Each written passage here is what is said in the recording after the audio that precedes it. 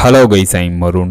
அமெரிக்காவின் ஒரு மலைக்கு அடியில் 1.4 crore டன் லித்தியம் போரை ஜியாலஜிஸ்ட் கண்டுபிடிச்சிருக்காங்க. அதை பற்றி நம்ம இப்போ பார்க்க போகிறோம். இந்த மாதிரி புது அப்டேட்டை நீங்கள் பார்க்கணும். மறக்காமல் இந்த சேனலை சப்ஸ்கிரைப் பண்ணுங்கள். இப்போ அங்கே டீட்டெயில்டாக பார்ப்போம்.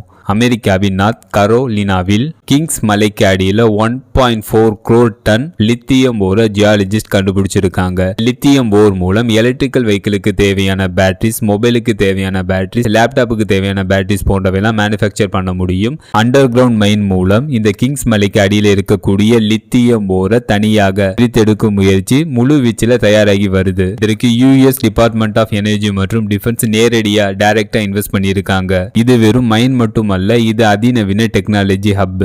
இங்கு லித்தியம் போரை தனியாக எக்ஸ்ட்ராக்ட் பண்றது மட்டுமின்றி அங்கேயே லித்தியம் ஹைட்ராக்சைடு மற்றும் லித்தியம் கார்பனேட் போன்ற பேட்டரிஸுக்கு தேவையான கெமிக்கலாக கன்வெர்ட் பண்ணக்கூடிய ஃபெசிலிட்டியும் அங்கேயே செட்டப் பண்ணப்பட்டிருக்கு.